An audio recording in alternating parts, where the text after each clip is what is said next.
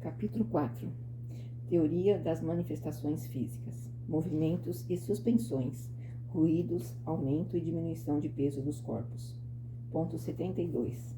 Estando demonstrada a existência dos espíritos pelo raciocínio e pelos fatos, assim como a possibilidade de agirem sobre a matéria, trata-se de reconhecer agora como se opera essa ação e como procede para fazer mover as mesas e os outros corpos inertes.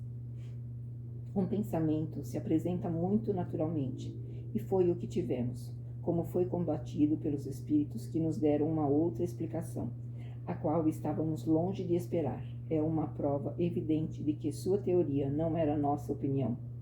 Ora, esse primeiro pensamento, cada um poderia tê-lo, como nós. Quanto à teoria dos espíritos, não cremos que jamais tenha vindo a ideia de alguém. Reconhece-se, sem esforço, como é ela superior à nossa, embora menos simples, porque dá a solução de uma multidão de outros fatos que não encontravam naquela uma explicação satisfatória. Ponto 73. Do momento em que se conheceu a natureza dos espíritos, sua forma humana, as propriedades semimateriais do perispírito, a ação mecânica que ele pode ter sobre a matéria, que nos fatos de aparição viram-se mãos fluídicas e mesmo tangíveis pegar objetos e os transportar, era natural crer-se que o espírito se servia muito simplesmente de suas mãos para fazer girar a mesa e que a erguia no espaço por força do braço. Mas, então, neste caso, qual a necessidade de ter um médium? O espírito não pode agir sozinho? Isto porque o médium que pousa suas mãos o mais frequentemente em sentido contrário ao do movimento, ou mesmo que não as pousa completamente, não pode, evidentemente, secundar o espírito por uma ação muscular qualquer. Deixemos primeiro falarem os espíritos que interrogamos a esse respeito. Ponto 74. As respostas seguintes nos foram dadas pelo espírito de São Luís e foram depois confirmadas por muitos outros. 1. O fluido universal é uma emanação da divindade? Não. 2. É uma criação da divindade? Tudo é criado, exceto Deus. 3. O fluido universal é, ao mesmo tempo, o elemento universal? Sim, é o princípio elementar de todas as coisas. 4. Tem alguma relação com o fluido elétrico, do qual conhecemos os efeitos? É seu elemento. 5. Qual é o estado no qual o fluido universal se nos apresenta em sua maior simplicidade? Para encontrá-lo em sua simplicidade absoluta, seria preciso remontar aos espíritos puros. Em vosso mundo é sempre mais ou menos modificado para formar a matéria compacta que vos rodeia. Entretanto, podeis dizer que o estado mais próximo dessa simplicidade é o do fluido que chamais fluido magnético animal. 6. Foi dito que o fluido universal é a fonte da vida. É ao mesmo tempo a fonte da inteligência? Não. Esse fluido não anima senão a matéria. 7. Uma vez que é esse fluido que compõe o perispírito, parece nele estar em uma espécie de estado de condensação, que o aproxima até certo ponto da matéria propriamente dita? Até certo ponto, como dizeis, porque não lhe tem todas as propriedades. Ele é mais ou menos condensado conforme os mundos. 8. Como um espírito pode operar o movimento de um corpo sólido? Combina uma parte do fluido universal com o fluido que o médium libera, próprio para esse efeito. 9. Os espíritos levantam a mesa com a ajuda de seus braços de certo modo solidificados? Esta resposta não conduzirá ainda ao que desejais. Quando uma mesa se move sob vossas mãos, o espírito evocado vai tomar no fluido universal do que animar essa mesa de uma vida factícia. Assim preparada a mesa, o espírito a atrai e a põe sob a influência do seu próprio fluido, liberado por sua vontade.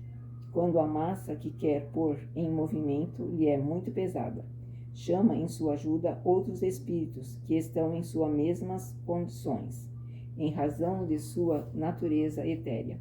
O espírito, propriamente dito, não pode agir sobre a matéria grosseira sem intermediário, quer dizer, sem o laço que o une à matéria, esse laço que constitui o que chamais perispírito. Vos dá a chave de todos os fenômenos espíritas materiais. Creio ter me explicado bastante claramente para me fazer compreender. Nota: chamamos a atenção para esta primeira frase. Esta resposta não conduzirá ainda ao que desejais. O espírito havia compreendido que todas as questões precedentes não foram feitas senão para chegar a esta, e faz alusão ao nosso pensamento que esperava, com efeito, uma outra resposta, quer dizer, a confirmação de nossa ideia sobre a maneira que o espírito faz mover as mesas. 10. Os espíritos que chama em sua ajuda lhes são inferiores, estão sob suas ordens?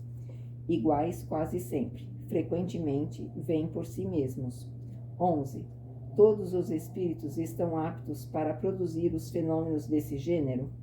Os espíritos que produzem esta espécie de efeito são sempre espíritos inferiores, que não estão ainda inteiramente despojados de toda a influência material. 12. Compreendemos que os espíritos superiores não se ocupam de coisas que estão abaixo deles, mas perguntamos se, em razão de serem mais desmaterializados, teriam a força de fazê-lo se tivessem disso vontade. Eles têm a força moral como os outros têm a força física. Quando têm necessidade dessa força, servem-se daqueles que a possuem. Não vos foi dito que se servem dos espíritos inferiores como fazeis com os carregadores? Nota: foi dito que a densidade do perispírito, se pode exprimir assim, varia segundo o estado dos mundos. Parece que varia também no mesmo mundo, segundo os indivíduos. Nos espíritos avançados, moralmente, é mais sutil e se aproxima dos espíritos elevados. Nos espíritos inferiores, ao contrário, se aproxima da matéria, e é o que faz com que esses espíritos de baixo estágio conservem por tempo tão longo as ilusões da vida terrestre. Eles pensam e agem como se estivessem ainda vivos. Têm os mesmos desejos e, se poderá dizer, a mesma sensualidade. Essa grosseria do perispírito, dando-lhe mais afinidade com a matéria, torna os espíritos inferiores mais próprios para as manifestações físicas. Pela mesma razão, um homem do mundo habituado aos trabalhos de inteligência, cujo corpo é débil e delicado, não pode erguer um fardo pesado como um carregador. A matéria nele, de alguma sorte, é menos compacta, os órgãos menos resistentes e tem menos fluido nervoso. O perispírito, sendo para o espírito o que o corpo é para o homem, e sua densidade estando em razão da inferioridade do espírito, supre nele a força muscular, quer dizer, lhe dá sobre os fluidos necessários às manifestações uma força maior do que aqueles cuja natureza é mais etérea. Se um espírito elevado quer produzir tais efeitos, faz o que fazem. Entre nós, as pessoas delicadas, manda fazê-lo um espírito do ofício. 13. Se compreendemos bem o que dissestes, o princípio vital reside no fluido universal. O espírito toma nesse fluido o envoltório semimaterial, que constitui seu perispírito, e é por esse meio que age sobre a matéria inerte. É isso? Sim. Quer dizer que ele anima a matéria de uma espécie de vida factícia. A matéria se anima da vida animal. A mesa que se move sob vossas mãos vive, como o animal obedece por si mesma ao ser inteligente. Não é este que a ergue como o homem faz com um fardo. Quando a mesa se eleva, não é o espírito que a levanta, a força de braços. É a mesa animada que obedece ao impulso dado pelo espírito. 14. Qual é o papel do médium nesse fenômeno? Já o disse. O fluido próprio do médium se combina com o fluido universal acumulado pelo espírito. É necessária a união desses dois fluidos, quer dizer, do fluido animalizado com o fluido universal, para dar vida à mesa. Mas note bem que esta vida não é senão momentânea. Ela se extingue com a ação e muitas vezes antes do fim da ação. logo que a quantidade de fluido não é mais suficiente para animá-lo. 15. O espírito pode agir sem o concurso de um médium? Pode agir com o desconhecimento do médium, quer dizer que muitas pessoas servem de auxiliares dos espíritos para certos fenômenos sem disso desconfiarem. O espírito toma delas como de uma fonte o fluido animalizado de que tem necessidade. É assim que o concurso de um médium, tal como entendeis, não é necessário, e é o que tem lugar, sobretudo, nos fenômenos espontâneos. 16. A mesa animada age com inteligência? Ela pensa? Ela não pensa, mais do que um bastão com a qual fazeis um sinal inteligente.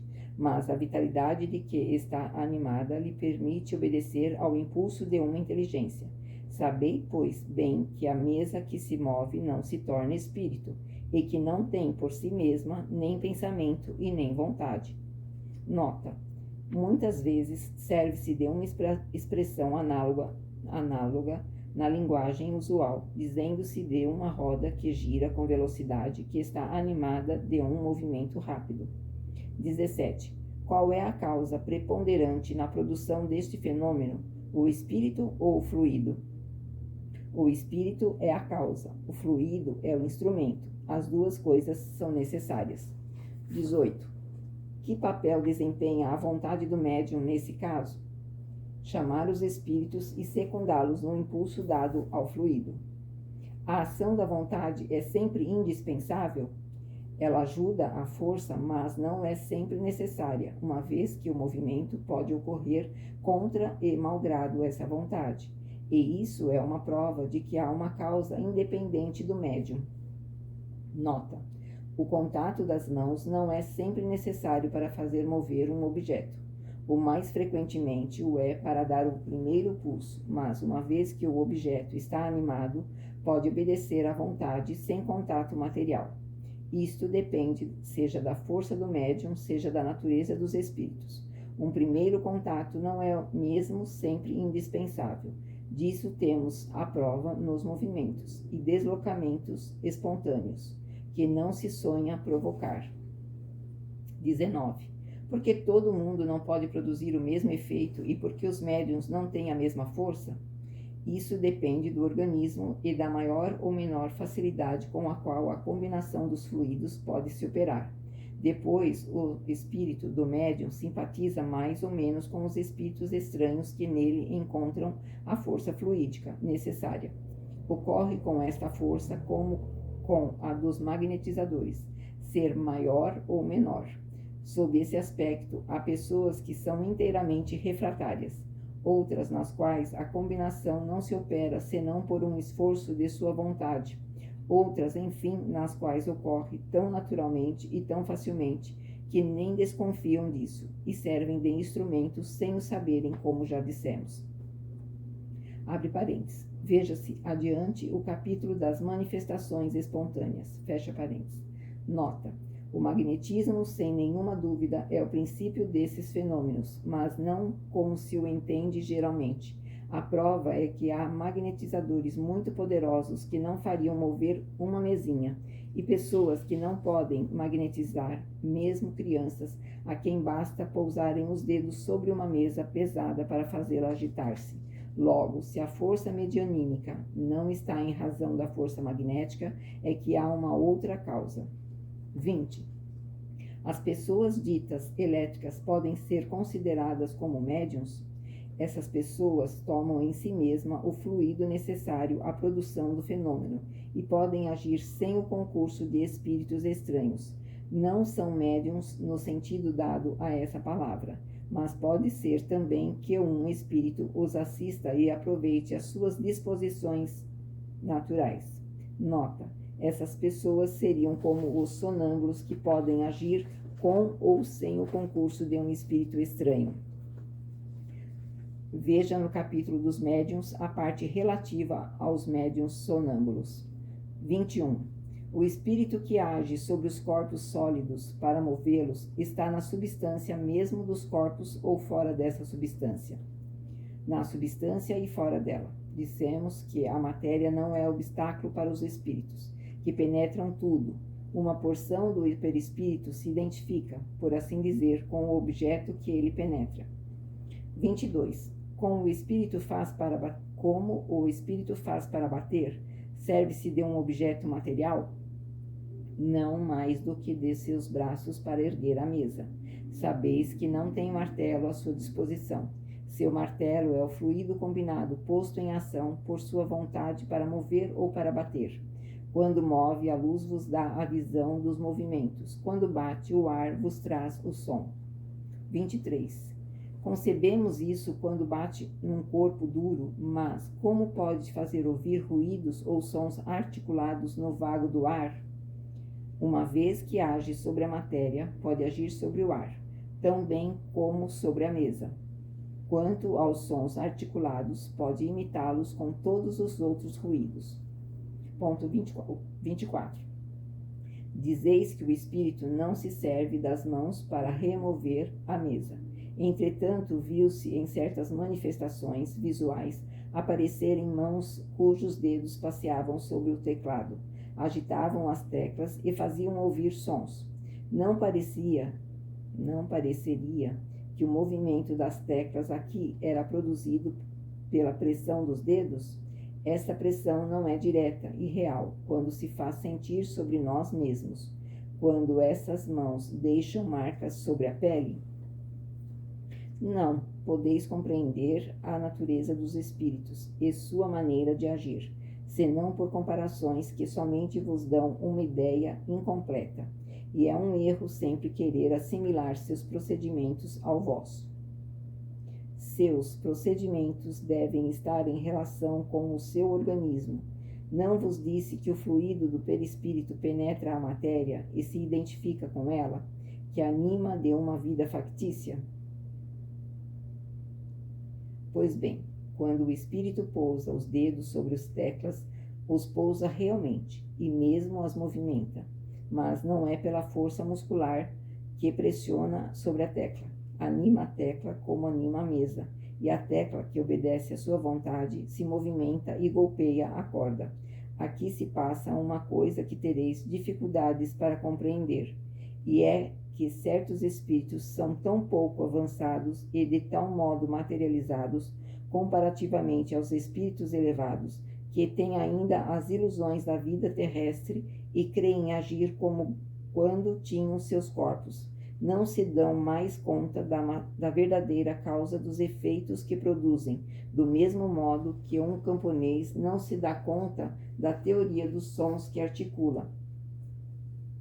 Perguntai-lhes como tocam o piano, e vos dirão que golpeiam em cima com os dedos, porque eles creem golpear. O efeito se produz instintivamente neles, sem que saibam como, e, entretanto, pela sua vontade.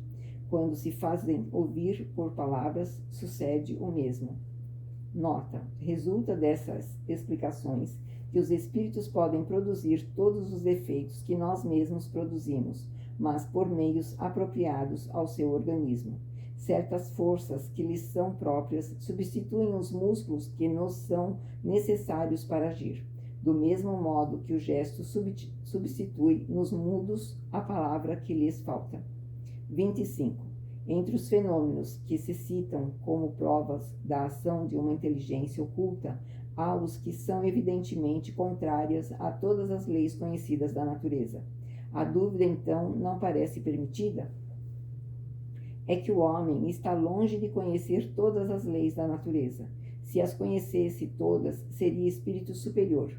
Cada dia, entretanto, dá um desmentido àqueles que, crendo tudo saber, pretendem impor limites à natureza, e por isso não ficam menos orgulhosos, revelando sem cessar novos mistérios. Deus adverte o homem para desconfiar de suas próprias luzes, porque um dia virá em que a ciência do mais sábio será confundida. Não tendes todos os dias exemplos de corpos animados de um movimento capaz de sobrepujar a força da gravitação? A bala de canhão lançada no ar não supera momentaneamente essa força? Pobres homens que creem ser tão sábios e cuja tola vaidade é a cada instante confundida. Sabei, pois, que ainda sois bem pequeninos. Ponto 75. Essas explicações são claras, categóricas e sem ambiguidade. Delas ressalta esse ponto capital de que o fluido universal no qual reside o princípio da vida é o agente principal das manifestações e que esse agente recebe seu impulso do espírito, seja este encarnado ou errante. Esse fluido condensado constitui o perispírito ou o envoltório semimaterial do espírito. No estado de encarnação, o perispírito está unido à matéria do corpo. No estado de erraticidade, está livre. Quando o espírito está encarnado, a substância do perispírito está mais ou menos ligada, mais ou menos aderente, se pode exprimir assim. Entre certas pessoas há uma espécie de emanação deste fluido por consequência de seu organismo, e isto é propriamente falando o que constitui os médiuns de influências físicas. A emissão do fluido animalizado pode ser mais ou menos abundante, sua combinação mais ou menos fácil, e daí os médiuns mais ou menos potentes. Não é também permanente, o que explica a intermitência da força. Ponto 76. Se temos uma comparação, quando se tem vontade de agir materialmente sobre um ponto qualquer colocado à distância, é o pensamento que quer, mas o pensamento sozinho não irá tocar esse ponto. Necessita de um intermediário, que ele dirige, um bastão, um projétil, uma corrente de ar, etc. Notai também que o pensamento não age diretamente sobre o bastão, porque, se não o toca, não agirá por si mesmo. O pensamento, que não é outro senão o espírito encarnado em nós, está unido ao corpo pelo perispírito. Ora, ele não pode mais agir sobre o corpo sem o perispírito, como não pode agir sobre o bastão sem o corpo. Age sobre o perispírito porque é a substância com a qual tem mais afinidade. O perispírito age sobre os músculos pegam o bastão e o bastão toca o objeto. Quando o espírito não está encarnado, lhe é necessário um auxiliar estranho. Esse auxiliar é o fluido com a ajuda do qual torna o objeto próprio para seguir o impulso de sua vontade. Ponto 77. Assim, quando um objeto é posto em movimento, elevado ou lançado no ar, não é o espírito quem o pega, o empurra e o ergue, como faríamos com a mão. Ele o satura, por assim dizer, do seu fluido combinado com o do médium, e o objeto, assim momentaneamente vivificado, age como faria um ser vivente, com a diferença que, não tendo vontade própria, segue o impulso da vontade do espírito. Uma vez que o fluido vital, compelido de alguma forma pelo espírito, dá uma vida factícia e momentânea aos corpos inertes, que o perispírito não é outra coisa que esse fluido vital, segue-se quando o espírito está encarnado. É ele que dá a vida ao seu corpo, por intermédio do perispírito. A ele fica unido enquanto o organismo lhe permita. Quando se retira, o corpo morre. Agora, se no lugar de uma mesa se talha uma estátua de madeira e se age sobre essa estátua como sobre a mesa, ter-se-á uma estátua que se desloca, que bate, que responde por seus movimentos e por suas pancadas. Ter-se-á, em uma palavra, uma estátua momentaneamente animada de uma vida artificial. Tem-se dito as mesas falantes, e poder-se-ia também dizer as estátuas falantes. Que luz esta teoria não derrama sobre uma multidão de fenômenos até agora sem solução? Que alegorias e efeitos misteriosos não explica? Ponto 78. Os incrédulos também objetam que o fato da suspensão da mesa sem ponto de apoio é impossível, porque é contrária à lei da gravidade. Responderemos desde logo que sua negação não é uma prova. Em segundo lugar, que, se o fato existe por mais contrário a todas as leis conhecidas, isso provaria uma coisa, que repousa sobre uma lei desconhecida e que os negadores não podem ter a pretensão de conhecer todas as leis da natureza. Acabamos de explicar esta lei, mas não é uma razão para que seja aceita por eles, precisamente porque foi dada pelos espíritos que tiraram sua roupa terrestre, em lugar de se de ser por espíritos que a têm ainda e que se sentam na academia. De tal sorte que, se o espírito de Arago vivo tivesse apresentado essa lei, a teriam aceito de olhos fechados. Mas, dada pelo espírito de Arago morto, é uma utopia. E por que isso? Porque creem que, estando Arago morto, tudo está morto nele. Não temos a pretensão de dissuadi-los. Entretanto, como esta objeção poderia embaraçar certas pessoas, vamos ensaiar em respondê-la desde seu ponto de vista, quer dizer, fazendo abstração por um instante da teoria da animação factícia. Ponto 79. Quando se faz o vácuo sob a campana da máquina pneumática, esta campana adere com uma tal força que é impossível levantá-la por causa do peso da coluna de ar que pesa sobre ela, que se deixa entrar o ar e a campana se levanta com maior facilidade, porque o ar de baixo faz contrapeso com o ar de cima. Entretanto, abandonada a si mesmo, ficará sobre o prato em virtude da lei da gravidade. Agora, que o ar de baixo seja comprimido, que tenha uma densidade maior que a de cima, e a campana será erguida malgrado a lei da gravidade. Se a corrente de ar for rápida e violenta, poderá ser sustentada no espaço sem nenhum apoio visível, à maneira desses bonecos que se faz voltear sobre um jato de água. Por quê? Pois o fluido universal, que é o elemento de toda a matéria estando acumulado ao redor da mesa, não teria a propriedade de diminuir-lhe ou aumentar-lhe o peso específico relativo, como o ar o faz com a campana da máquina pneumática, como o gás hidrogênio o faz com os balões, sem que sejam por isso derrogados às leis da gravidade? Conheceis todas as propriedades e toda a força desse fluido? Não. Muito bem. Não negueis, pois, um fato, porque não podeis explicá-lo. Ponto 80. Voltemos à teoria do movimento da mesa. Se pelo meio indicado o espírito pode levantar uma mesa, pode levantar qualquer outra coisa. Uma poltrona, por exemplo. Se pode levantar uma poltrona, pode também, com uma força suficiente, levantar ao mesmo tempo uma pessoa sentada nela. Eis, pois, a explicação desse fenômeno, que o Sr. Home produziu 100 vezes em si mesmo e sobre outras pessoas.